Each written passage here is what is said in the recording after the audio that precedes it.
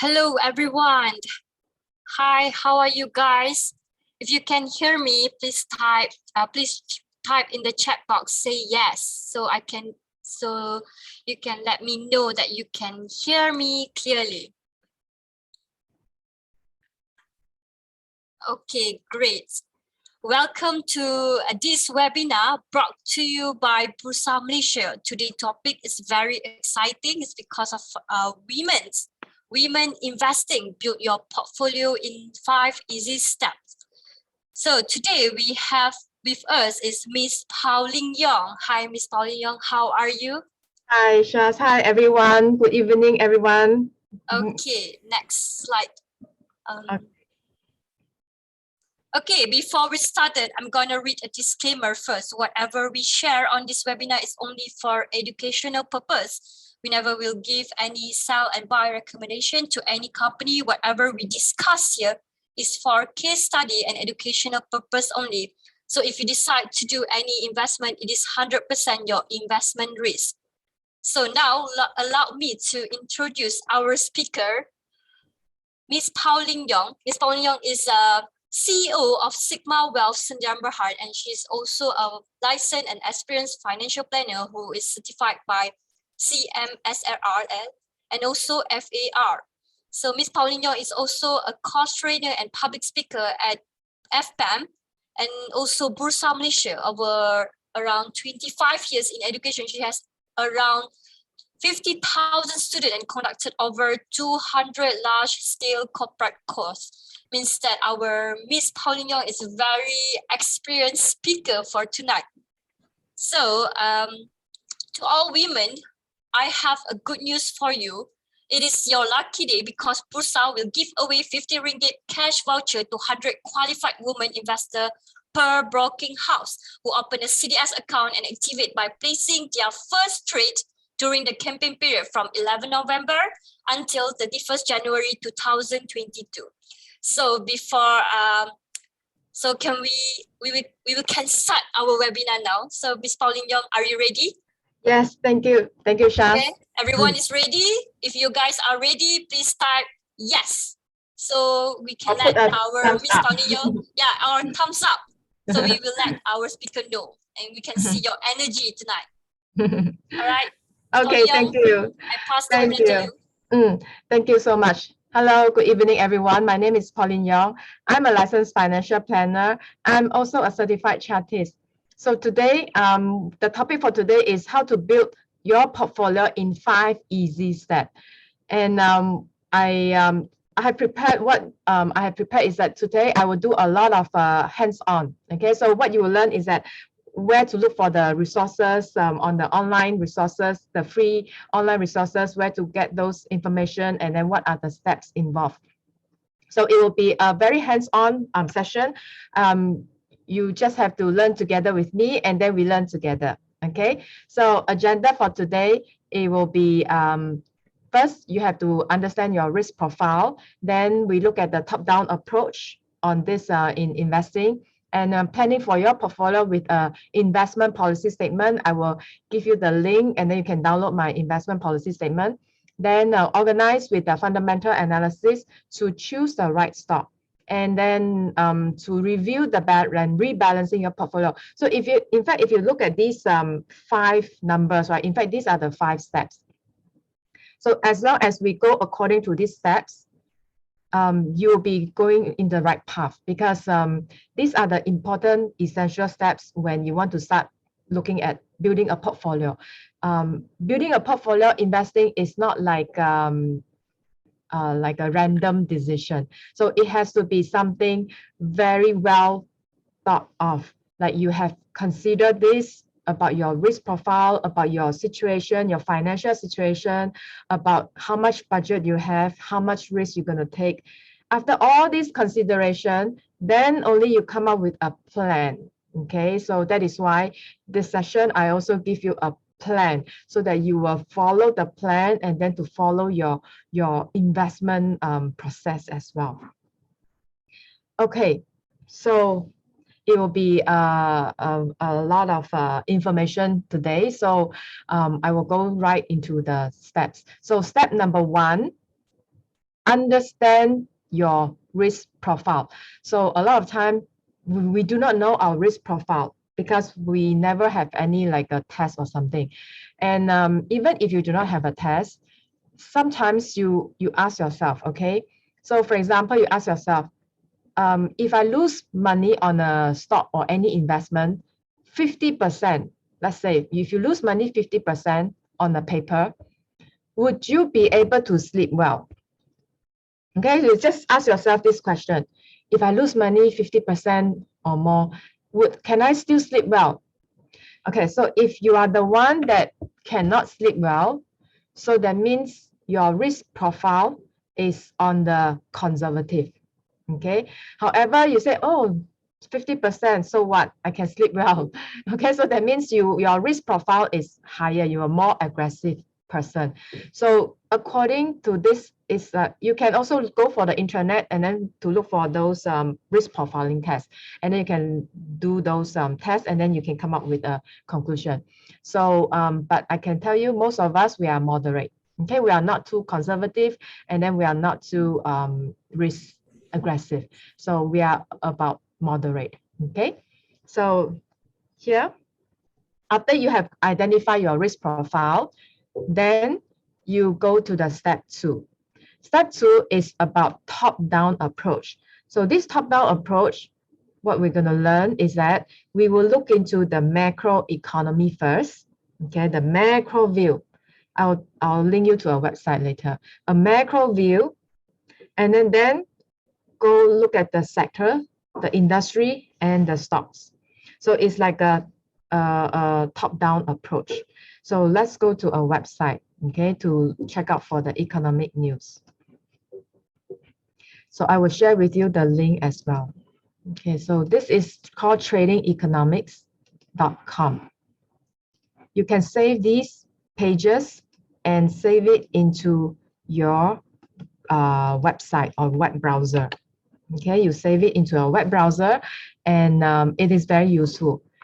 So this is called Trading Economics, and it has the whole world, many countries' economic indicators. So on the homepage, this is the homepage. On the homepage itself, you can see that this is like an overall view of what are the countries in the world, around the world, how their performance are in terms of their GDP, unemployment rate, inflation rate, and their debt, the government budget, debt to GDP, and the current account deficit. So here we can see that the ranking here, okay, is ranked according to the GDP. And do anybody know what is a GDP? Do you know what is a GDP? Anybody? What does a GDP stand for? Anybody? You can type in the chat. GDP stands for gross domestic product. Yes, thank you so much. So everybody give me the answer. Gross domestic product. So essentially in one sentence, it represents the financial health of a country. Okay, how much a country can produce. So can we say the more the merrier? If let's say we see that, wow, Indonesia has the GDP figure of okay, let's go to Indonesia. And let's say Indonesia is here. Okay, wow, Indonesia has about 1 trillion of a USD of a GDP. Wow, so high. So can we say that, oh, this is very big figure, and then this is very rich country? Can we say that? Yes or no? Can we say that the more GDP figure you are, the more richer you are? No. Okay, what is the criteria? So what is the measurement? If let's say we want to look at whether this country is rich or not rich, whether this country is productive or not productive, what is the another parameter? Another parameter is the population. Okay, so you see the Indonesia here. Okay, where is it? 1,000, yeah. You have 270 million of a population. So you use this figure divided by this figure, and that will give you the GDP per capita. So then you can tell whether this country is in a developing country region or developed country. So usually around 10K, it is still under developing. It has to be around 15,000, okay, 15,000 or more. Then you are considered as a developed country. So Malaysia, Indonesia, and all these Asian countries, mostly we are developing country. So we can see that this is a GDP, and then there's also another indicator that measure the growth of a country in terms of the economic growth. And this is the GDP year-on-year growth, and then also the GDP quarter-on-quarter growth. So these are looking at on a quarterly to quarterly basis, every 3 months, how is this economy is progressing, okay, whether you have economic growth or not. So when you have economic growth, it means that your country is doing well. You have job employment, you have people producing more, and then people generally have a higher income. Okay, that is a good growth.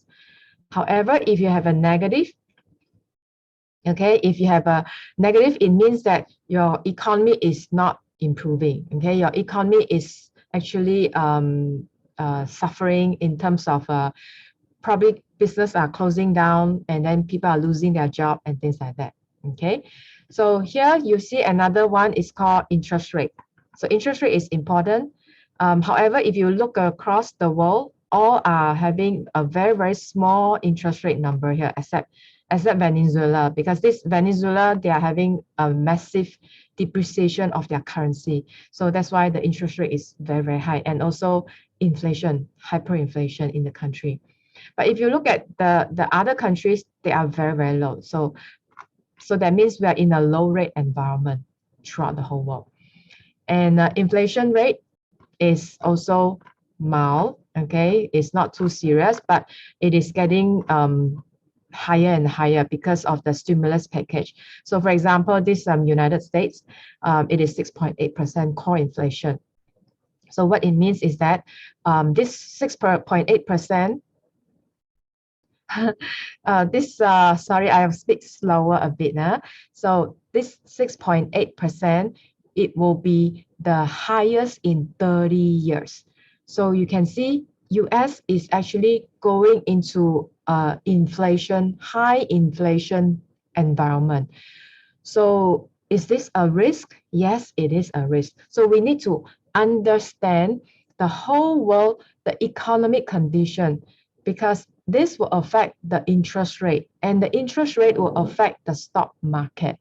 So as long as we can establish some form of like understanding of the whole world, then we can guess, okay, we can estimate how far the stock market can go next year, for example. So here we also look at the jobless rate, unemployment rate. So the unemployment rate, you can see that they are actually dropping a lot for the United States. So that means US is doing very well. And then if you look at other countries probably are still suffering from the recession. Okay, so these are the red figure. Red figure means not so good. And of course, you have a government budget, and then you have the current account deficit and things like that. So I would say that the whole world, maybe we are looking at higher inflation.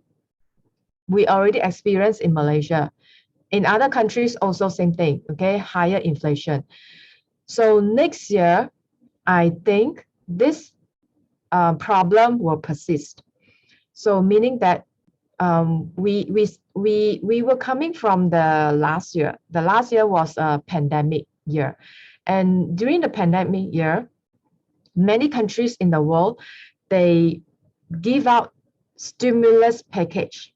Okay, stimulus package to boost up the economy.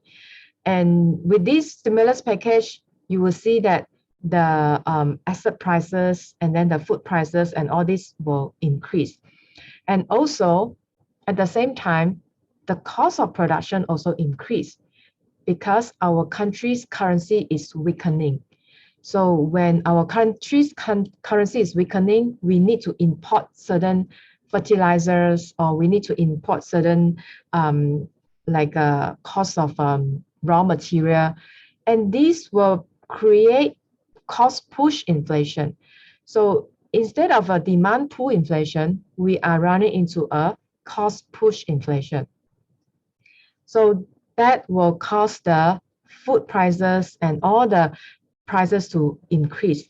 And when that happens, okay, what will be the next effect? The next effect will be the Bank Negara will have no choice but to raise the interest rate. Okay, so this is possible, highly possible for next year.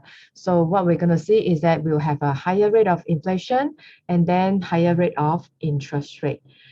So how will that affect the stock market? Yes, it will affect the stock market. So the means the stock market may be, okay, not increasing so much. Okay, we will not see that kind of a high good growth rate for the stock market, but more like a moderate kind of a growth. Okay, so that can be the possible scenario for next year. So after we have identified what is happening, okay, in the whole world, what is going to happen, then we will start to identify which sectors we want to invest. Okay. So in order to find out which sectors we want to invest, I have here is called the Malaysia Stock Biz. Okay, so this website, usually I'll look for the sectors. Okay, so I give you this link. Okay, so this link is called Malaysia Stock Biz. I will usually come to this place to look for sectors and which sectors is good, and then whether I want to focus on which sectors. Okay, so here I will go to the market.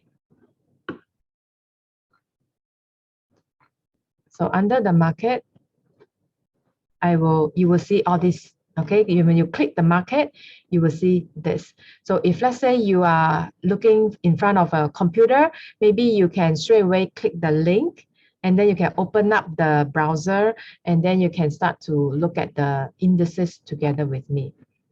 So today is a down market, right? So it is dropped 13 points. And if you notice, it is almost close to 1%. Okay, so it is a bearish day. So we can see that the sentiment is very bad. However, the volume is not too high. So that means the situation is bad. However, in fact, if you look at it, not many people are selling. Okay, it's just that the index is down. Okay, so continue to look at it, and we will look at the index. Okay, so the index is here, Bursa indices. So we click the Bursa indices. So here we are looking at the 13 sectors in Bursa Malaysia. So if you can see, today is all red. That means all the 13 sectors are having a negative. Okay, sometimes when I want to see which sector is better performing, I look at which sectors have less negative. So for example, I look at here, negative 0.6, minus 0.7. This is minus 3.7. So that means this construction sector is very bad. Okay, minus 3.7. Then I start to look, minus 0.2. This technology sector is good because it only dropped minus 0.26. And then you start to go down. Okay, see which sector dropped the least. Another sector here, I can see that it also dropped very little. And this is the healthcare sector. So from here, you know what are the sectors you can put your money in, because you want to find a sector that is a strong sector. Okay, you don't want to find a sector that is going down the hill. So here you can see which sector under like a weak sentiment market condition, but they can still outperform others. Okay, so we identify the technology and then the healthcare sector, and then we scroll down. This one, 0.03. How good it is, right? It's almost like zero change. So this one is the utility sector. Okay, let's scroll down again. And here I can see that there's one 0.45 small cap. Okay, so in fact, we can see that the utilities is good. Okay, then the healthcare is good, and REITs is minus 0.39. So if you want to squeeze in one sector, maybe you can consider the REITs as well. And then the technology sector. Okay, let's look at the banking. The financial sectors, 0.94. So is this good or bad? What do you think? Good or bad for the banking sectors? 0.94. Okay, anything more than 1%. Okay, anything more than 1% is considered significant. That means there must be a reason for this sell down. And the reason is not a normal reason, it's like a fundamental reason. So anything more than 1%, whether you have a green, you go up the price by more than 1%, or you go down red color 1%, anything 1% or more, it means significant. That means there is a fundamental change to that sector. Okay, so here I can see that it's almost 1. It's not as 1, but then it's almost there. So that means it is weakening. Okay, it is weakening. And the more worry one will be the one that is more than 1%. So this construction sector is something we need to be worried of. And then energy, and then telecommunication, and then also, let me see any other, and then plantation. Okay, so these are the few sectors that we need to be worried of. Maybe something fundamental, it's weakening there. Okay, the sector is weakening in terms of the fundamental. Okay, so here we identify the sectors. Okay, so let's go back to our slides.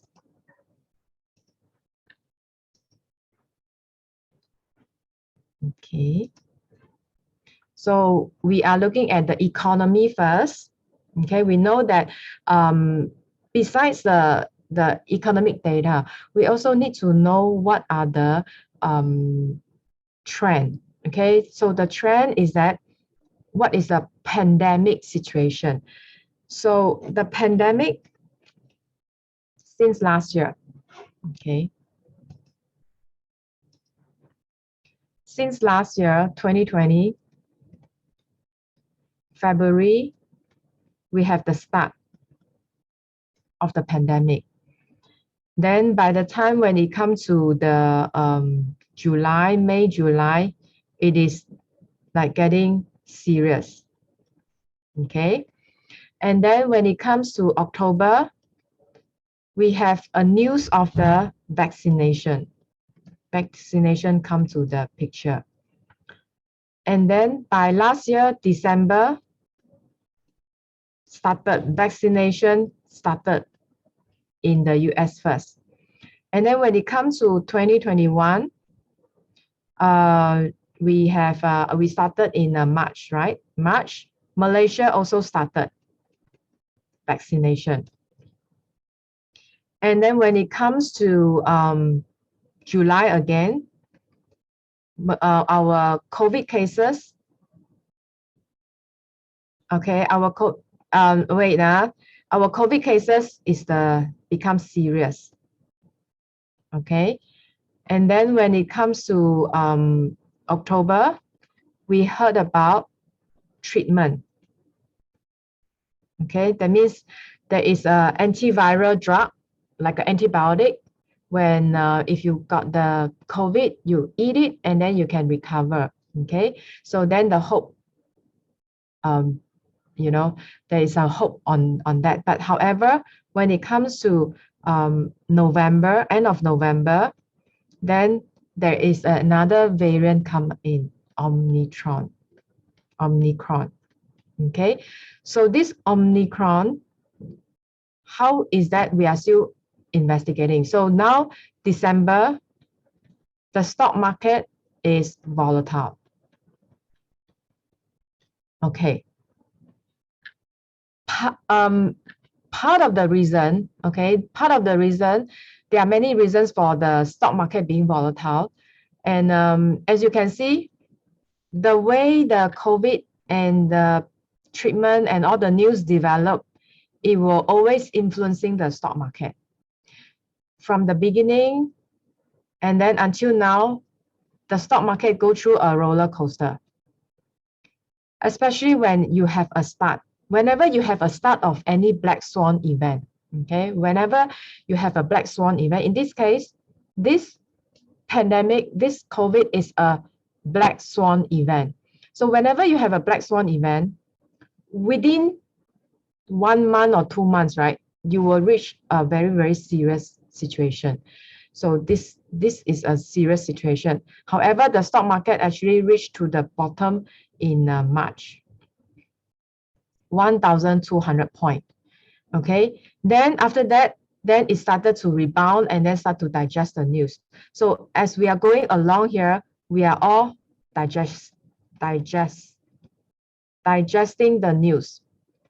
Okay, like you got a shock of, like, say like a black swan event. Then after some time, people are digesting to it. Digesting means that you are adapting to it. You are getting used to it.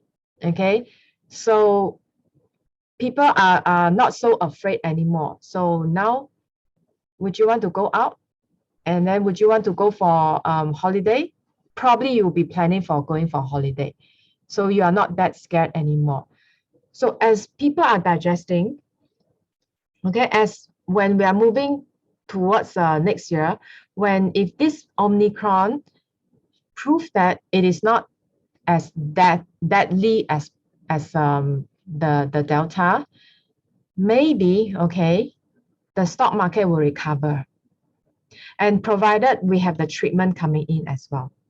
Okay, so if this is happening, hopefully to the better side, we should be looking at economy recovery. So when you are looking at economy recovery, which sector is good? Okay, can you tell me which industry is okay to invest? Can anybody tell me? Which industry is okay?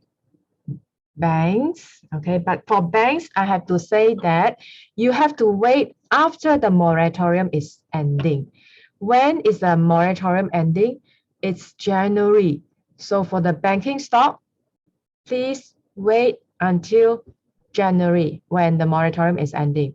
So I see technology, I see healthcare, pharmaceutical, logistic, construction, very fast, travel industry, consumer, tourism, aviation, ESG, compliant, yeah, very good. Put C for good, yes. Properties, logistics, utilities, transportation. Okay, very good. So I do have some in my heart, I do have some of my choice. Okay.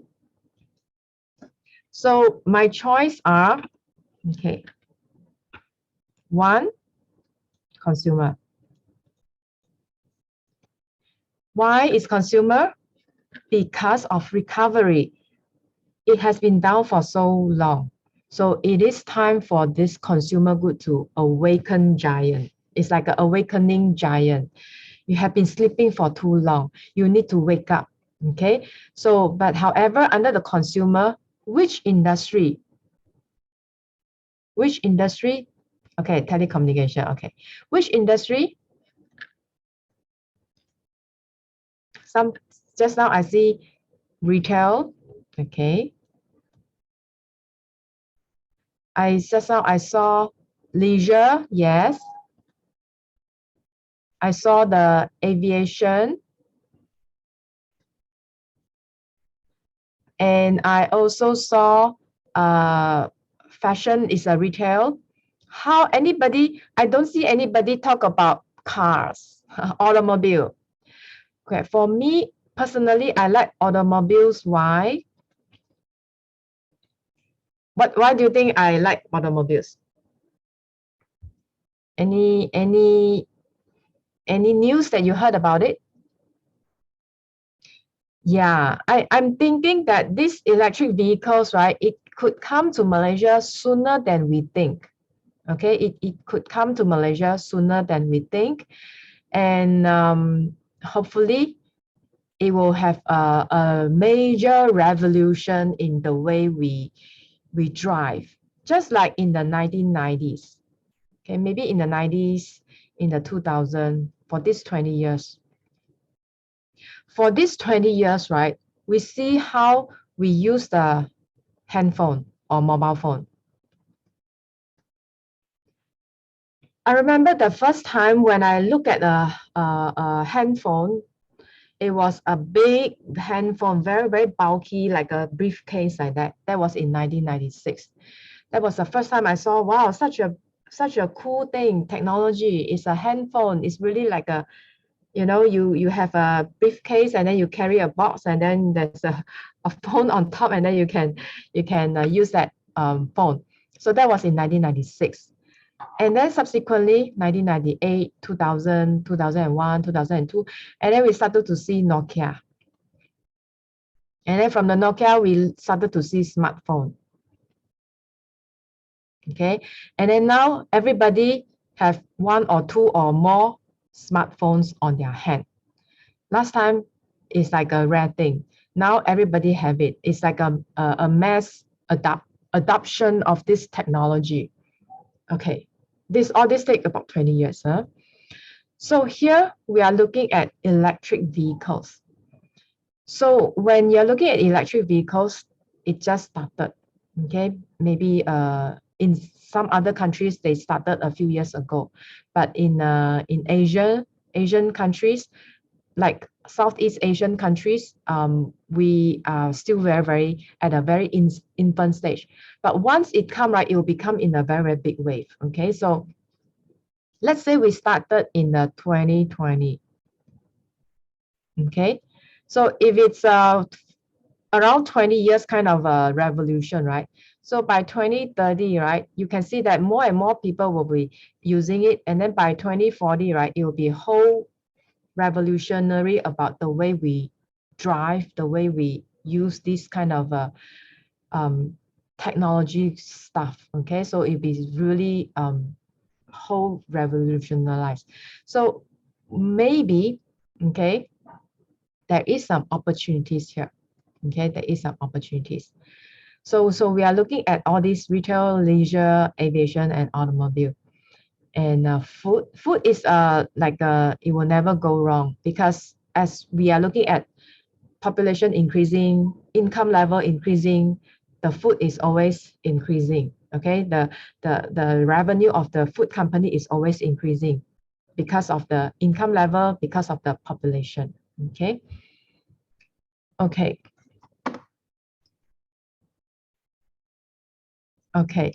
So here we are looking at consumer stocks sectors. Okay. Then number 2, okay, I saw some of you put in logistic.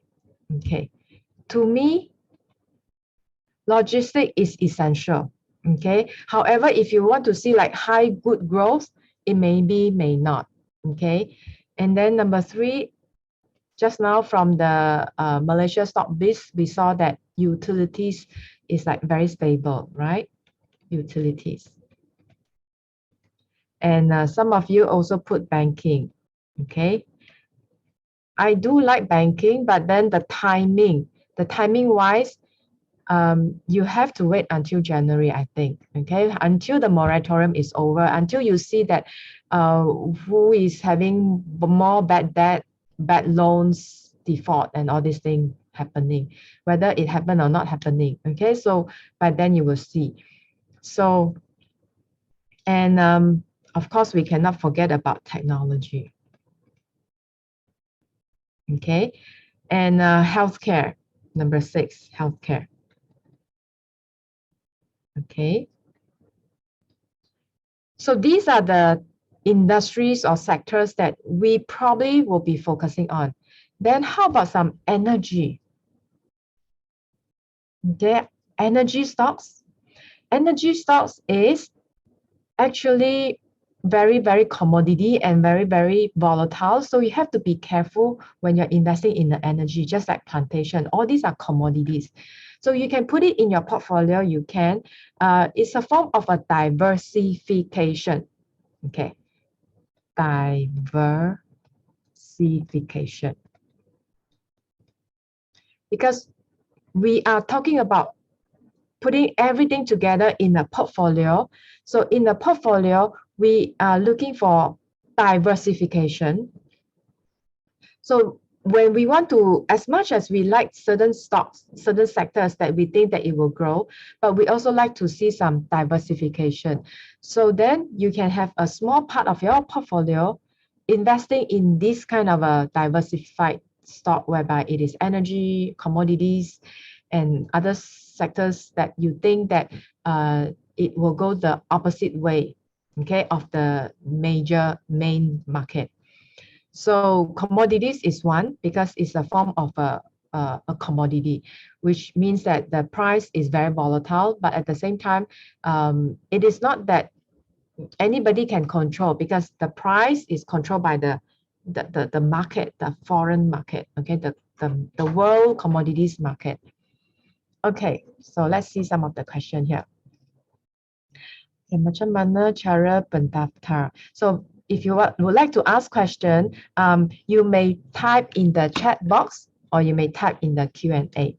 Okay, and automobile sales has been picked up recently, and EV car is in the mode now. Yes, it is. Okay, and then Lee Michelle says that renewable energy. Yeah, I forgot renewable energy. Yes, thank you, Michelle. Renewable energy. Yes, I want to put it in here as well. Okay, so renewable. Okay, renewable energy. So renewable energy is a very, very in trend. Okay, you just like EV, renewable energy, and biotechnology, life sciences.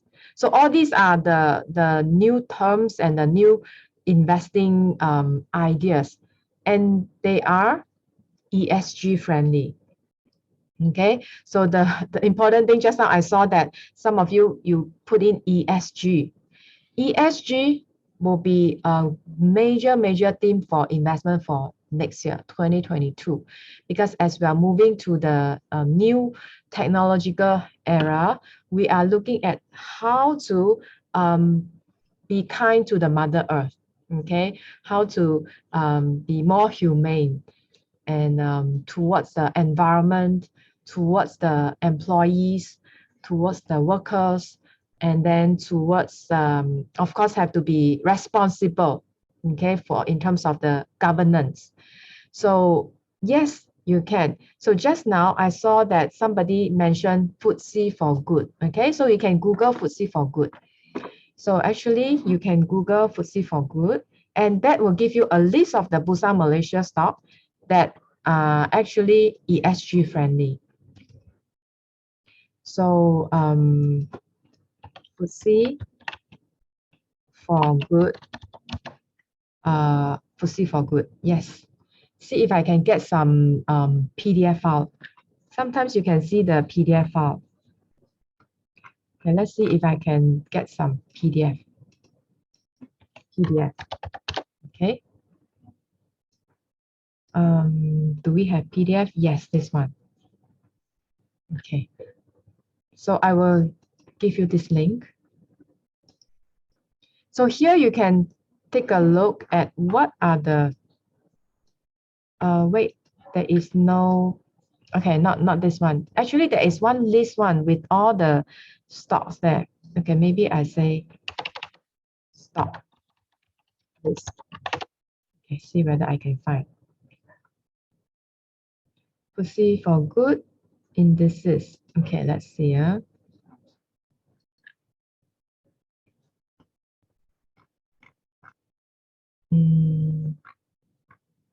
Okay, so actually,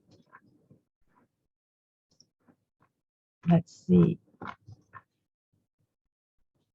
In series, okay, so here is all the thing, and then there is an index and things like that. So maybe you can download, okay, this quarterly stocks.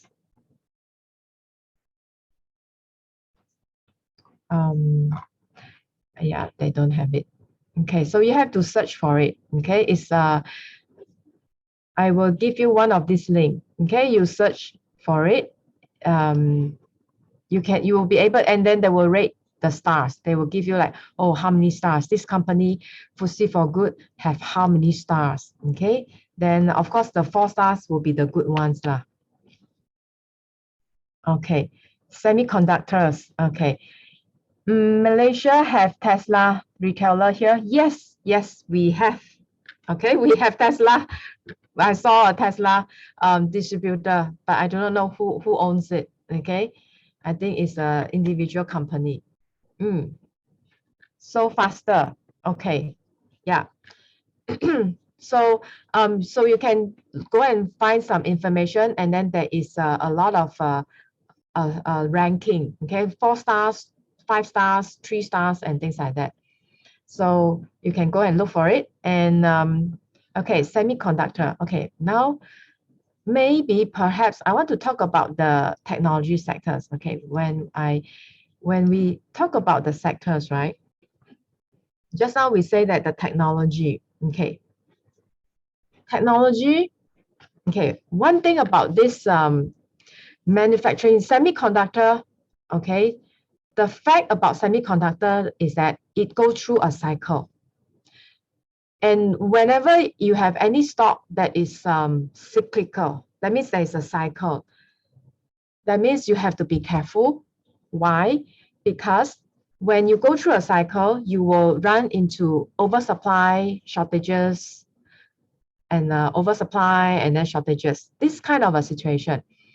Okay, whenever you have a shortage, okay, so currently right now, many people are saying that, oh, we have a 5G chips or chips shortages in the semiconductors industry, right? So whenever you have a shortage problem, okay, what will happen is that, do you think the existing manufacturer, they will let the shortage be like that, or they will increase their production line? What do you think? When you see that, oh, it's shortages, so what should I do? If I say I have the money on my hand, yes, so surely we will increase the production line. So you imagine there are so many manufacturers out there in the world. And if everybody think the same thing, okay, so, oh, since it is shortage, the price is good. If I can increase another production line, oh, isn't it I can make more money? Okay, so if everybody think that they can make more money by increasing the production line, then I'm afraid you will run into the next stage will be from shortages, you will run into a surplus problem. Okay, so although now we don't see the surplus problem now because it's still shortages, right? But maybe 6 months down the road, 1 year down the road, there could be a surplus problem in this semiconductors industry. So what I want to say is that if you are into the technology sectors, okay, pay close attention to the demand and supply factors of this industry. Okay, so if there is any sign, or you have to read the articles, you have to keep reading the articles, and if there's any sign of a surplus, I think you have to exit the market first, okay, and then wait for the situation get better, then you enter, because long run technology is good in the long run, okay, but however, it does have cyclical cycle. And what doesn't have much cycle is the consumer, because consumer Okay, Henry, it's okay. Now it's still shortages, right? Now it's still shortages. You can still, Henry, don't worry. You can still slowly take profit. Okay, when you can take profit, right? You can slowly take profit. It's fine because now it's still shortages. So yeah, I just let you know the situation. Although the whether supply or demand, the actual figure, we still have to investigate. Okay, so don't worry. And if let's say you're looking for like a stable industry whereby you do not have much cycle, okay, so which industry you do not have much cycle? Okay, look at consumer, you look at healthcare, logistics, utilities, banking. Which industries do not really have much cycle? Like it's like pretty stable. The market is quite stable. Which industry? Which sector? Anybody? I would think that the healthcare, because healthcare, you are looking at the population and the income and lifestyle. Okay, utilities, yes. Consumer, yes. Food, consumer food, yes. How to register trade? Can I get link? Okay. Posia, you say register trade. Does that mean you want to open a trading account? Okay, trading account, you have to inquire, or you can Google search what are the brokerage company available and see whether you can open online or not. There are so many brokerage companies in the market. We have the CGS, CIMB, we have the Affin Huang, we have the M&A, we have the many. Rakuten, we have the Pan Supermart, many, and plus, yes.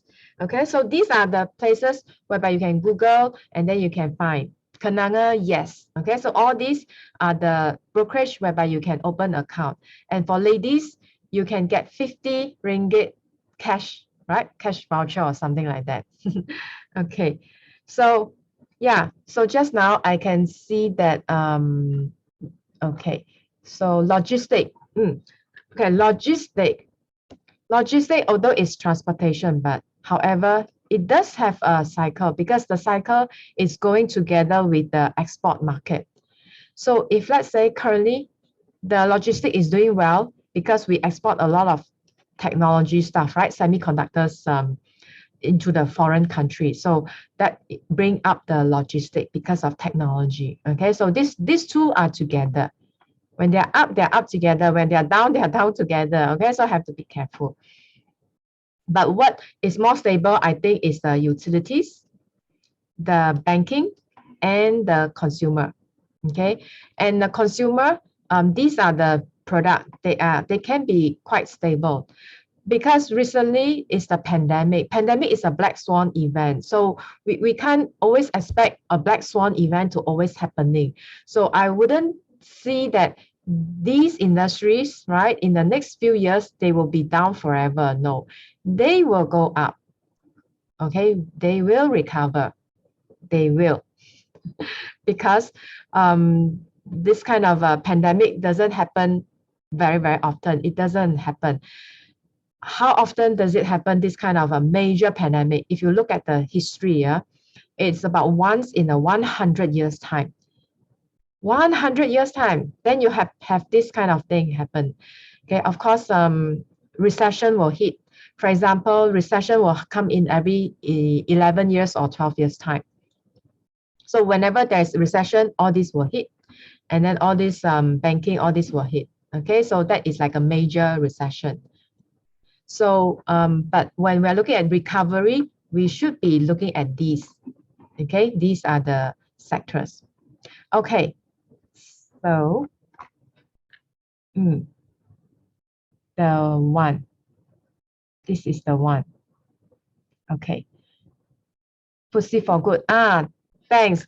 Thank you. So somebody posted the FTSE for good here. Shirley Chin, thank you so much. You have posted the FTSE for good. Okay, so you can click on the link that Shirley shared. So that link, it will have the list of the stocks that have star rating, 1 star, 2 star, 3 star, and things like that. Okay, 4 star. Look for 4 stars. Yeah, that's right. HP can also. Okay. Okay, so thank you for helping, Shirley. Okay, so let's continue.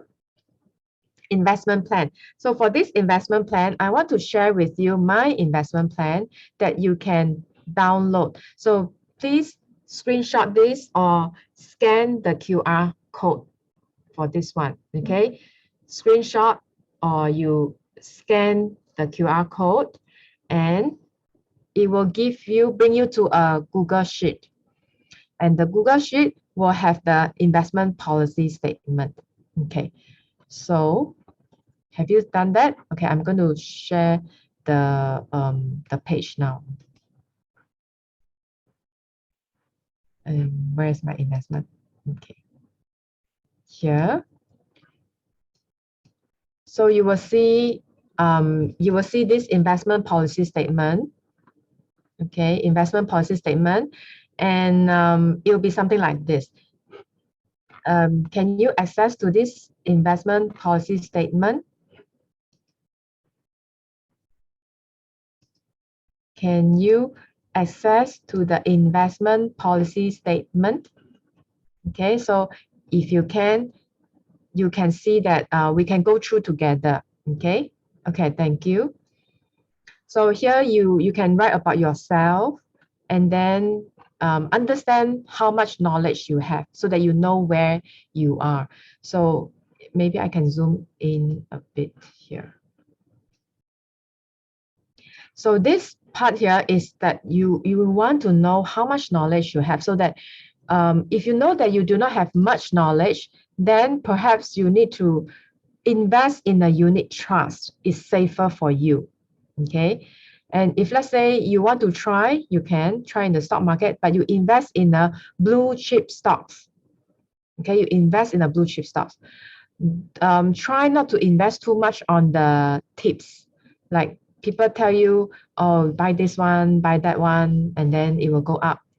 Okay, later I will show you some of the fundamental indicators that you want to watch out for so that you don't anyhow buy. Okay, you watch for the ratio. Okay, so then you see where is your knowledge. You have all this. Do you have all this? If let's say you have strong knowledge, then you can go for higher risk if you have strong knowledge. Then next, we have to look at how often do we want to review the plan. So here, usually I would say about every month, or at least every month, or at least every 3 months. Okay, depending on what stock you buy. If let's say you buy for long term, maybe every 3 months. If let's say you buy for short term, medium term, every month, you have to keep reviewing. Okay, so it depends on your time horizon. So what is the goal? Is it for retirement? Now, there are many goals for your portfolio. You can build one portfolio for your retirement goal. And then you can build another short-term portfolio for your holiday dream goal. And then you can build another medium-term goal for your emergency fund. So you can build many portfolio according to the goals that you want. Okay, so for example, you say, okay, I want to go for retirement. So then what will be the kind of stocks that I want to accumulate? So you see retirement, right? So retirement means income. So then you probably may want to invest in dividend stocks. Okay, because you want to lock in there, put it there for long term, and then you collect the dividends. And what are the dividend stocks that you can think of? Number 1, banking. Number 2, utilities. Number 3, okay, right here. Okay, banking, utilities, REITs, yeah, banks, REITs, and consumers. Okay, consumers. Okay, so and some of the industrial also, you have to see some of the industrial, they give pretty good dividend, like petrochem and some of the gas Malaysia, some of the industrial. Okay, gold. Okay, gold, it is a form of a diversification. Okay, I usually treat gold as a form of a diversification. So for me, I will buy the gold fund in the unit trust. For example, you can buy RHB gold fund or UOB gold fund. Okay, so it's unit trust. So it will be in your unit trust portfolio. I think every one of us, we should have one unit trust portfolio. Besides the stocks portfolio, we should also have one unit trust portfolio, whereby this unit trust portfolio, right, you will have different funds. So for me, usually I will include Global Technology Fund, okay, Global Tech Fund, Asia Pacific Fund, Income Fund, Equity Fund, and then I will include bond fund. Okay, this is for stabilize my portfolio, and I will also include gold fund. But this gold fund is less than 10%. It's a small part, maybe about 7% of the total portfolio. So this is for the unit trust, whereby you can have a well-diversified unit trust portfolio, whereby you can invest to the whole world. Global equity fund, global tech, Asia Pacific, and then bond fund, and then gold fund. Okay, so it's like a international kind of fund there.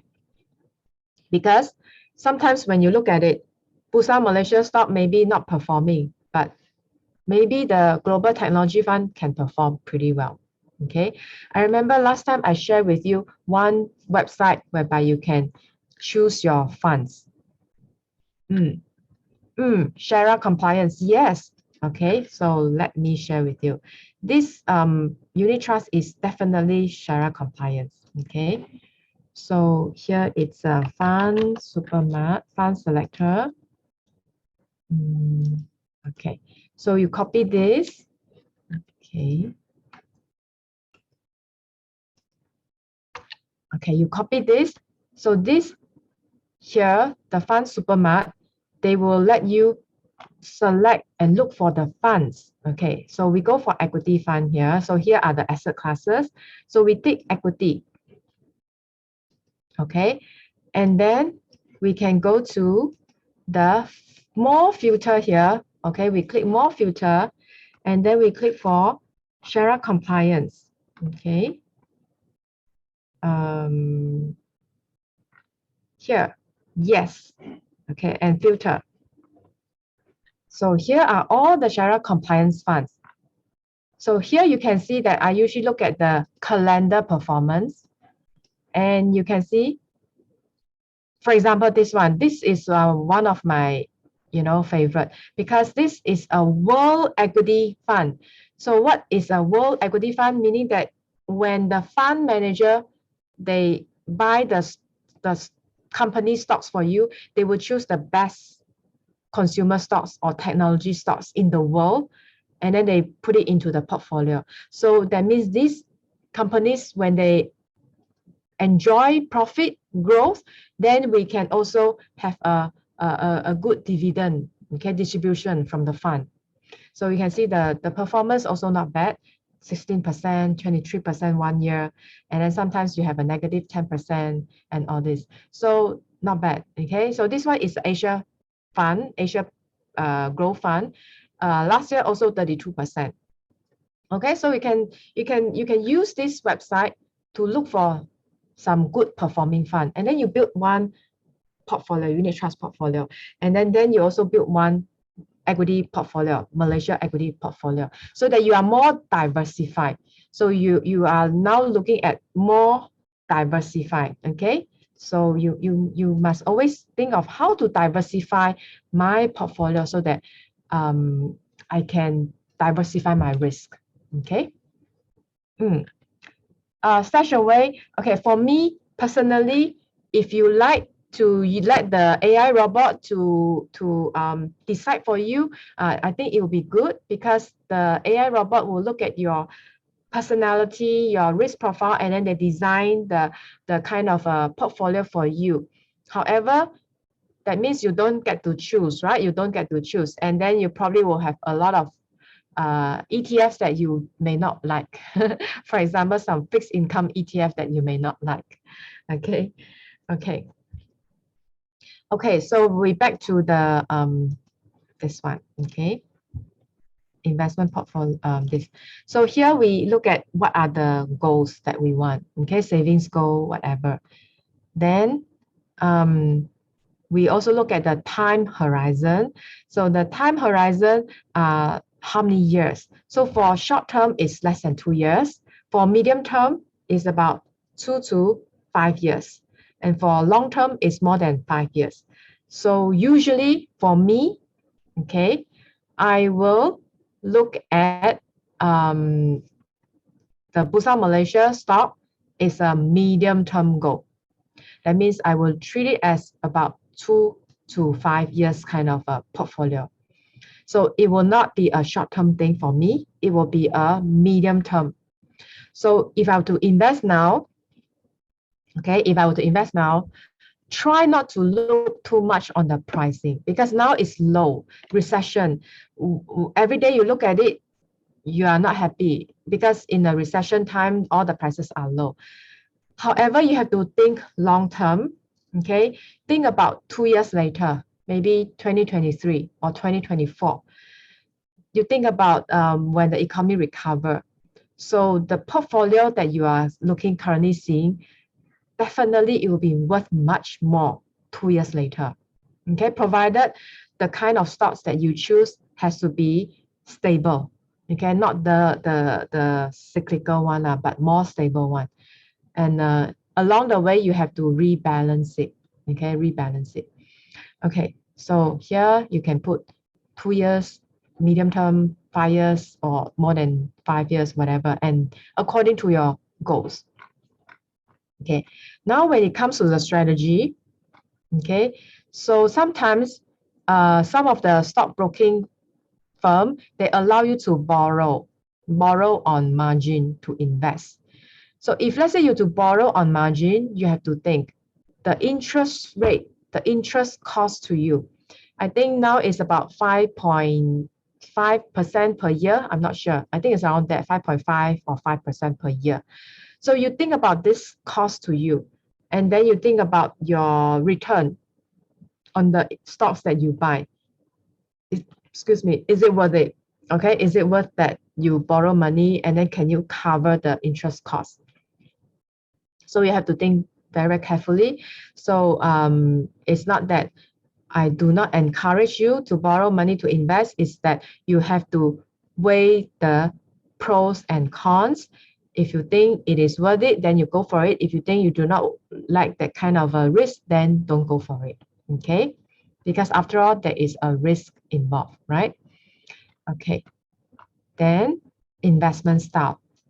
Value investor, or you want to go for the growth, or you want to go for the income, or you want to go for passive.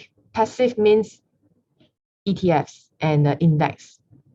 So for me, okay, it depends on your goal.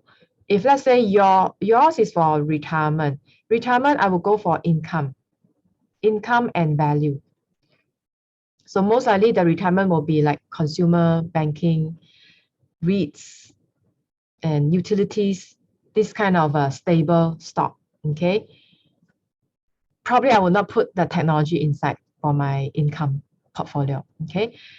However, if let's say you go for growth, you may want to look for technology, you may want to look for healthcare, you may want to look for logistic, industrial, and all this. Now, industrial, you can either put in the growth or in the income, because some industrial are good in income as well. So like what I said just now, right? Those Petronas gas, the Gas Malaysia, all this, they are quite good in their dividends. So you can consider. So you decide, okay? You decide which one can give you the income and which one is for long term, then you choose. And which one is for growth, potential growth, then you choose. So another one for the growth, perhaps you may want to look at is the construction and properties, because now it is down is because of the environment, right? Because we're in a recession. But maybe when the economy pick up, these sectors will grow again. Okay, so it can be a growth during that time. So it can be, you know, like a short-term kind of a growth stocks. Okay. So the industries, so here you put, okay, if let's say you like retirement income, you go for consumer banking and then the utilities and all this, okay? The asset classes, so asset classes, it means that whether you want to put some money in the fixed income or equities. You cannot put all your money into the equities, right? You have to have some money in the fixed income. So my favorite fixed income is actually the FD. Why? Although FD is very, very low, but then it gives you the kind of security. Because as a Malaysian, I noticed, because as a financial planner, I noticed Malaysian, they like to see money in the FD. It is like a habit, it is like a culture thing.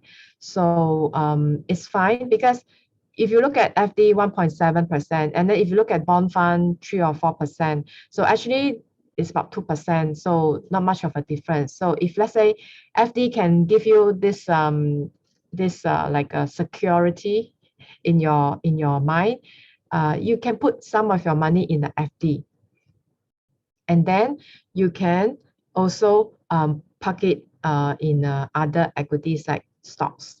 Okay, so you divide how many percent in fixed income. Okay, then the countries, I will go for global, Asia, Malaysia. Okay, global 1/3, Asia 1/3, Malaysia 1/3. Okay, so you go for like 1/3, 1/3, 1/3, so that you are like diversified already.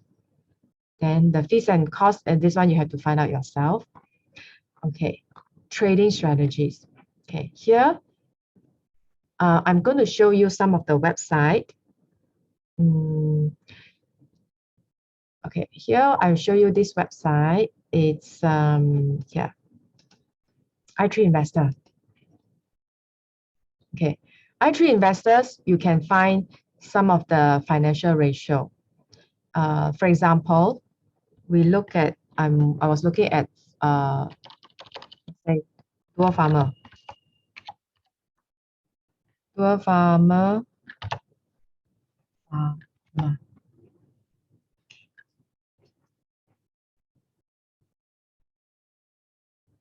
Just for education purpose, not for recommendation. I just simply pick one. Not to recommend. Okay, so what are the things? Okay, maybe you need to write down. Number one, market capitalization. Why? If let's say you buy into a stock that has like less than 500 million of a market cap, maybe that stock will never grow. Okay, maybe unless it is a very good prospect company, like a technology or something, maybe it will grow. But if let's say like a industrial consumer, especially industrial, with 500 or 100 million kind of a market cap, don't bother. Okay, it's too small. The market cap is too small. Fund managers, they will not buy. Okay, when the fund managers are not buying, the price will not go up. Okay, so you have to go for larger cap stocks, whereby fund managers like to see. Okay, so that is number one, market cap. More than maybe about 500 million and above, okay, 600 million and above, market cap. Number two, you look at the this PE ratio. Okay, PE ratio. For PE ratio, you have to look at the industry PE. Okay, I teach you where to find the industry PE. So this one is the i3 Investor. I give you the link first. Okay, i3 Investor, give you the link. And then another one is Bursa Marketplace. This one you need to register, sign up so that you can use their website. You can download the reports. I look for the reports from here. So let's say there's a search bar here. Okay. So let's say we go for dual farmer here. Is it dual farmer here? Okay. So see, the ranking is 4 points out of 10. So it's not a good fundamental stock because here, this alpha indicator, they will give you the ranking. So if you can see one, which is 10 over 10, that's full marks already, 10 over 10. Perfect score. If let's say you see 9, 8, also good. If you see 4, that means so-so, okay? Okay, never mind. We go for the download report, okay? Download the report. And can you still see my report? Can still see my report? Can, right? Okay. So I maximize here. Okay, so here you can see that this this report, right? It is by the Bursa Malaysia, and then it's a detailed stock report, and the date is today's date, December 14. So that means this is a very real-time report that you are looking at, okay? And this is the ROE, 11%, the forward PE. Forward PE means that they use the current price divided by the future earnings. So it will be the next year PE ratio, okay, based on the next year earnings. Trailing PE means based on the historical earnings.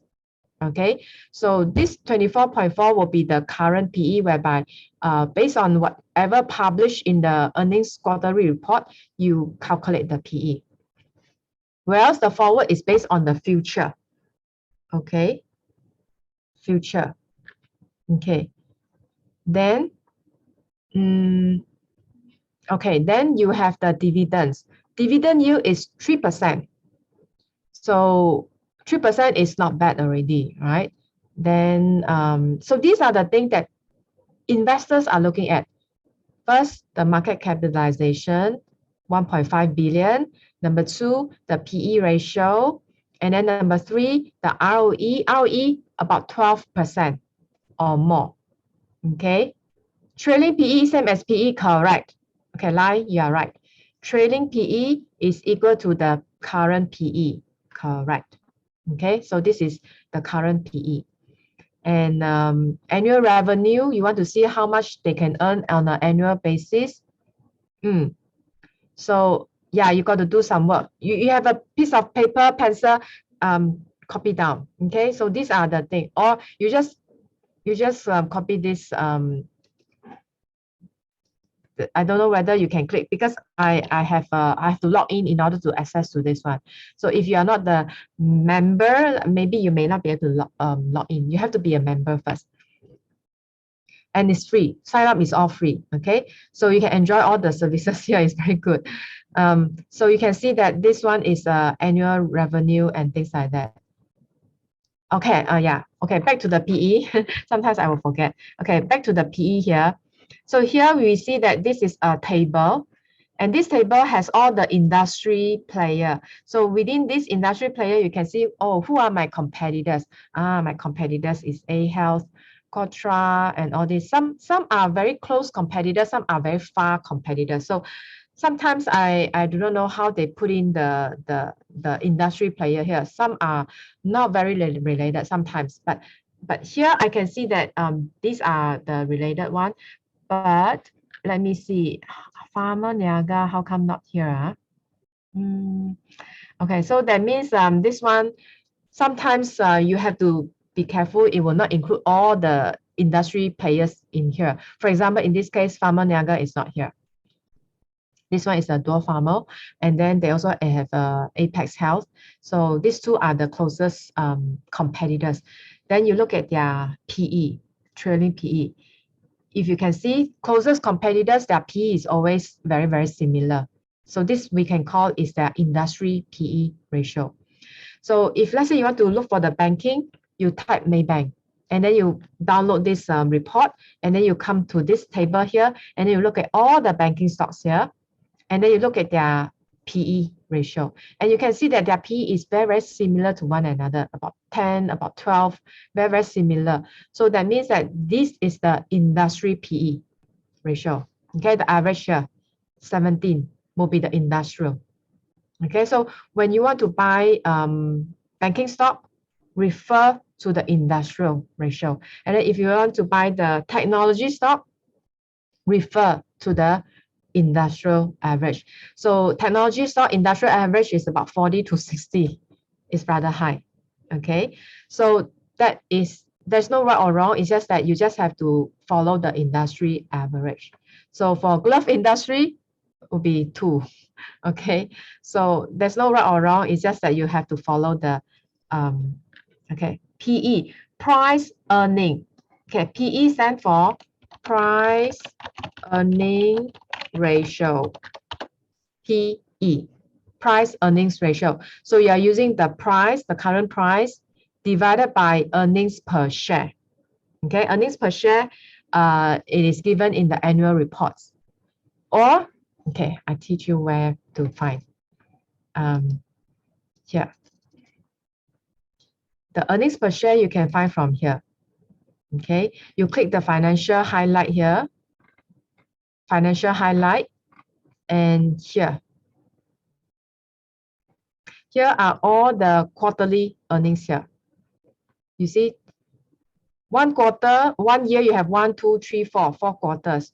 So here is a rolling 4 quarters. So 1, 2, 3. So earning per share is here, EPS, 1.8, 2.16, 2.49, 3 times, right? One more, 2.29.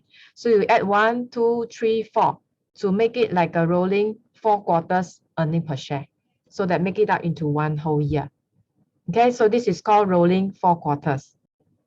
If PE, if earning per share or cent, this is in cent, 1.8 cents, 2.18 cents. So you add all together, let's say 2, 2, 2, 2, 2, 4, 6, 8, 8 cents, 8 cents per share. Okay, so 8 cents per share divided by the price is 150. So will be the price 150, 1.5 divided by 8 cents is about 20 times. Okay, so you have to calculate based on the price, current price divided by the rolling 4 quarters. Rolling 1, 2, 3, 4. Okay, do you understand the rolling 4 quarters? Okay, so we're back to this place. So here we are looking at the major indicator here, whereby dividend yield. Okay, what is it considered an expensive PE? Audrey, when it's called expensive PE is when the industry average is about 12. Oh, but this particular ABC stock is trading at 30 of a PE ratio. Expensive. When other people are trading at 12, but you are trading at 30, so you are expensive. Don't buy. Okay, you compare to the industrial average. Okay, is PE and net tangible asset the same? No. Okay, net tangible asset, let me see, net margin. Net margin is the profit margin. Net tangible asset is not here. Okay, so net profit margin is looking at how profitable you are. So usually for me, I want to see 20%, 20% or more for the business. Okay, some industry like plantation, they have a very low profit margin. And but for me, I like to choose the stock with high profit margin. Okay, bio, there is no PE there, means no profit. When you see no PE, no profit, correct. When the PE, nothing there, it means making a loss. Okay, making a loss, that means it's not available. You can't even calculate the earning per share. Okay, so and when farmer D, farmer and other study is expensive, right? Yeah, Audrey, you are right. So when the D Pharma and other pharmaceutical company is 24, but then there's this ABC pharmaceutical company is 30. This ABC is expensive. Okay. Okay. Lai say EPS 1.8 means one share profit is 18 cents. One share profit. No, it's not 18 cents, it's 1.8 cents. 1.8 cents, not 18 cents. 1.8 cents. Okay. One share is 1.8 cents. Okay. Okay. Net tangible asset. Okay.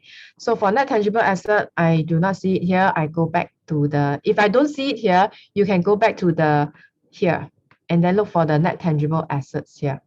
Okay. So we can go back to the just now the home page there. Okay. It has to be here, NTA. So net tangible asset, net margin, ROE, net asset per share. Okay, net tangible asset, net asset per share. So here it is 65 cents.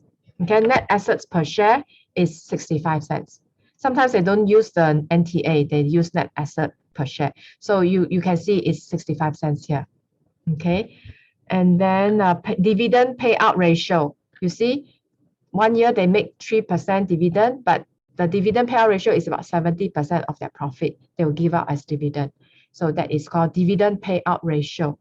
So this dividend payout ratio, never choose a stock whereby the dividend payout ratio is more than 100%.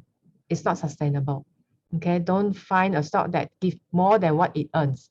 100% cannot. Okay, you must keep some for yourself. Okay. Okay. Choose PE close to the industry PE is good. That means it's fair price. Okay, so it means that when you choose a PE ratio that is closer to the industry, it is fair. Okay, it is fair to the fair price. Okay. Okay, one more thing, screener. Okay, sometimes there are so many stocks out there, we need a screener. So this screening tool is good for you. If let's say you want to have a like fast, quick screening. So for example, I like to screen for dividend yield stock. Okay, so maybe I want to screen for 5%. Okay, I do not put a maximum there. I just put a minimum 5% and see what happens. Okay, and I screen. You can screen many profit and whatever, but I just screen for the dividend. Okay, and here are all the stock that give me good more than 5% of the dividend. So here you can see that dividend per share and dividend yield is here. So I can click here and then I click again. Okay, so this is the dividend yield. Okay, so sometimes when you see this kind of a figure, maybe it is wrong figure. Okay, cannot be 2000. Oh, sorry, this is PE. Oh, sorry, this one. Okay, dividend yield is this column. Okay, so dividend yield is this column whereby, wow, you can see that some stocks are giving 45% of a dividend. What is that? Okay, sometimes you have to double check because sometimes how can it be 45%, right? So you double check. That means you check the other sources like i3 Investor, you check other sources like Bursa Marketplace to see. Okay, NAP, net asset per share is 5 cents. And then 1 ringgit 85 cents. Okay, so when you see that the net asset is 65 cents, however, the price is 1 ringgit and 50 cents. So that means it's twice. The price is 2 times your net asset. Okay, I wouldn't say it is overvalued because some industry like a service industry, right? Their asset is very little one. Service industry. Okay, the asset is like little, so they could have a much higher price than the asset. So you also need to look at the industry as well. If the industry net asset price to net asset per share is about 2 times, then this one maybe is normal. Okay, you have to look compared to the other industry players. Okay, the P ratio on the MGRC is negative. So is it possible? Yes, so that means it is not available because the earnings is negative. So when earnings is negative, the computer, sometimes they cannot track, right? So then they just plug in the formula. But actually, when it is negative, that means you can't read the PE already. Negative earnings, no PE. Okay. Okay, let's see. How to find undervalued stock? Undervalued stock is when there are many factors. From the fundamental alone, number one is the PE ratio. Okay, number one is the PE ratio. And then these are all numbers. And number two is the price to net tangible asset. Price to net tangible asset. So just now somebody say, oh, 2 times, right? 65 cents and then 160, isn't it too high? Yeah, it does shows too high. So the price to net tangible asset usually, if let's say you want to be reasonable, is 1-to-1. Around 1-to-1, then it is like undervalued. Okay, so if let's say your net tangible asset is more than the price, it is undervalued as well. Okay, so price to net tangible asset, PE ratio. And another important factor is the future outlook. And this future outlook is not from the numbers. So sometimes when you do fundamental analysis, right, don't focus too much on the numbers. Why? Because sometimes when the numbers are out, it was history, it was past, it was last time. The stock market is forward looking. You look at the future earnings. What the people are willing to pay now is because of your future earnings, what you can give to the shareholders. So you will, although the ratio and everything is important, but it is not 100%, maybe 50%. And then 50% you have to look at the future, okay, future outlook, whether this industry or this particular company, they are facing any competition or not, or whether they have any monopoly power or not, or whether they have a good market share or not, increasing market share or not, or whether their product, okay. So maybe here I bring to here the product life cycle, whether this product is how to choose the right stock, whether this product is of a good growth prospect, whether the product is at the growing stage of their product life cycle, because all the products, they go through a life cycle, a product life cycle. So for example, mobile phone, 90s, 2000, infant stage.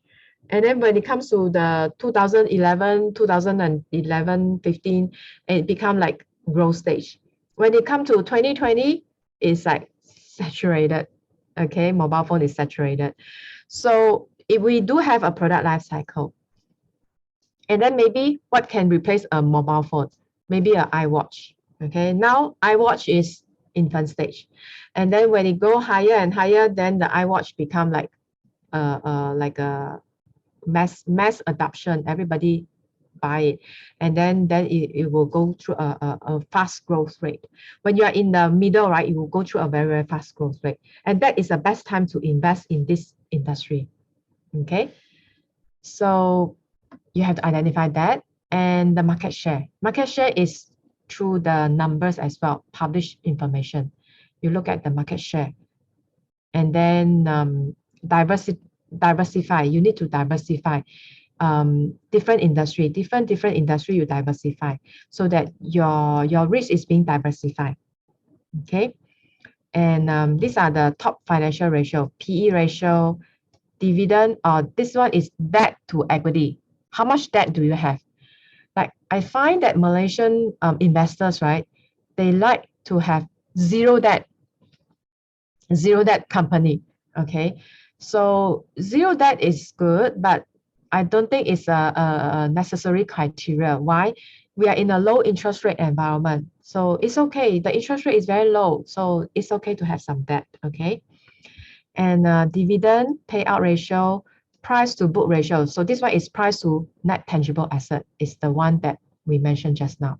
Okay, then the ROE is a return on your equity. So this return is your profit divided by your shareholders fund. So this one, more than 12% is good. Okay. So this debt equity ratio less than 0.5 is good. And price to book value maybe less than 2 is good. Okay. PE ratio depends on the industry. Dividend payout ratio about not more than 70%. Not more than it. Not more than 70% of your profit. Okay. SWOT analysis, which means you want to look at what is the, the future outlook. Okay. Then we come to this portfolio review and rebalancing. So after we have selected the stock, then we will see, okay, every month we see our portfolio and see whether we want to take out some of the stock and then we add in another stock. For example, oh, you see that, wow, my technology stock gone up so much, 20%, 30% of a profit. So I can sell some, take profit. And then you can switch to other stocks like consumer stocks, and then you put it in. Okay, so this is rebalancing. And this rebalancing is good when you are in a short-term to medium-term kind of a portfolio and the investment team come and go. Okay, what is investment team? Okay, investment team is something that is like a fashion like that. Okay, so for example, now there's a fashion for energy, renewable energy. Then the whole sectors about renewable energy, solar energy, the whole sectors, the whole stocks all gone up. Then there's another theme. Oh, everybody talk about investing in properties. Okay, then all the property stocks all gone up. Or there's a news about, oh, the government is going to build a new mega project. Then the construction stock all go up. So these are the theme, and the theme is news related. So this theme is almost like every 1 to 3 months time, it will change. Every 1 month to 3 months time, it will keep changing. So you just follow the theme and then you will invest. So you have to be busy rebalancing your portfolio. So when the economy is opening up, maybe people will sell their technology stock and then they will go into consumer stocks. Okay, highly possible because of opening up. Okay. Where to get the market share information? This one you have to Google. Okay, for example, mobile phone, you Google market share of the mobile phone, world market share, you can find. The dividend yield shows its percentage. Yes, percentage. Because you have to use the dividend per share divided by the market price. If let's say Maybank give you 50 cents dividend and then divided by the current market share, so it will be 6.25. So the dividend yield is 6.25%. Okay, it's the dividend per share divided by current market price. Okay, so we have learned so much today. Understanding your risk profile, top-down approach, look at the economy, and then we look at the economy, and then from the economy, look at the sectors, industry, stocks, investment plan, investment policy statement, and choose the right stock where I told you those are the resources, Bursa, Marketplace, i3 Investor, and also the KLSE screener. How do we identify the theme and where can I find the theme info? Is it this one, The Edge newspaper? Yes. Our news. Usually I will look at the CNBC News, the Bloomberg, Yahoo Finance, okay, CNBC, Yahoo Finance, The Edge. Okay, sometimes what is in trend in the US market also will affect Malaysia as well. Of course, The Edge is local, will be the local team. Need to subscribe? Yeah, The Edge you need to subscribe. CNBC no need, Yahoo Finance no need.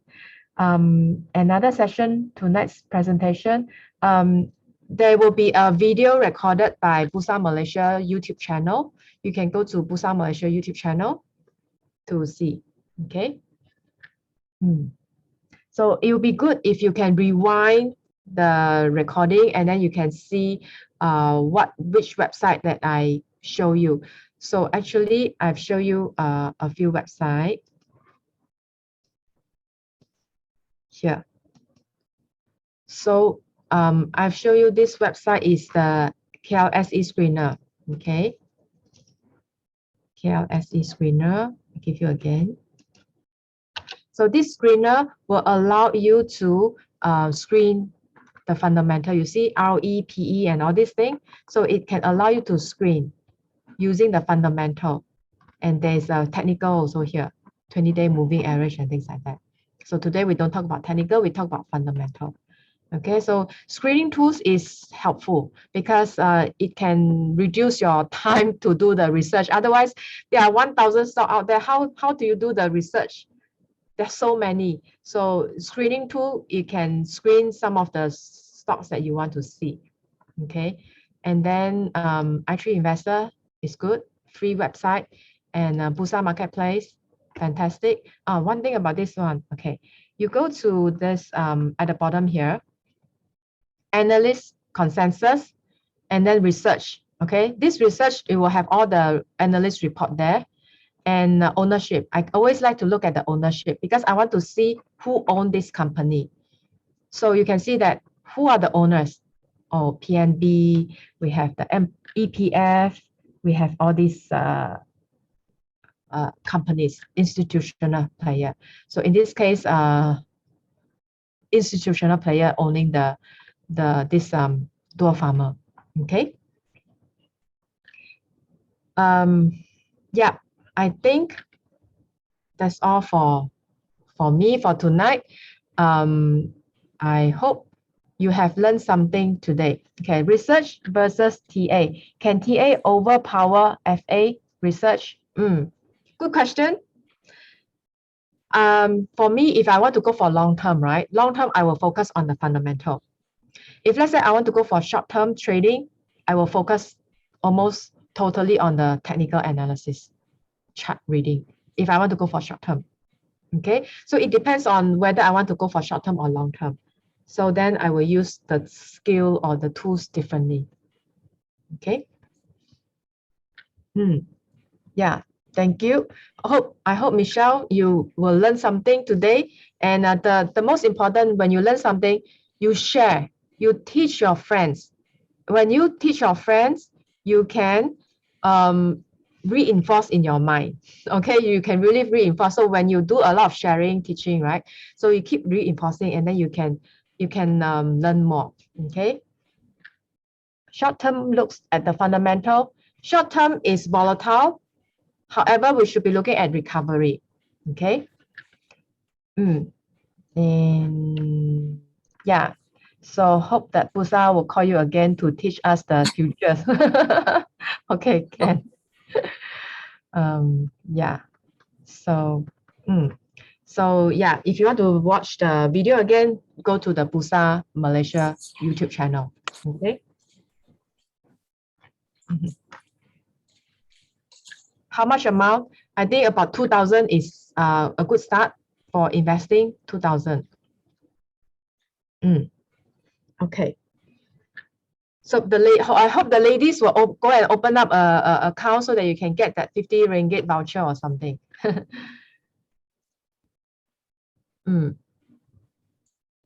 Okay. So thank you so much, Lilian. Thank you. And I will stop sharing here. Thank you. Pass back to Jas. All right, we have already reached the end of our webinar. So I would like to thank to our speaker for guiding us through on how to build our portfolio so that we can withstand the test of time and also market volatility. And then I would like to also thank to our participants for your active participants very actively today. So, and have a good day, everyone. And don't forget to all ladies out there, don't forget to open your CDS account, and Bursa have a 50 ringgit voucher for you guys. So Shaz here signing off as your moderator for today's sessions. See you for our next webinar. Okay, Thank you, Miss bye Pauline. bye. See you next year. Yeah. Okay, bye bye.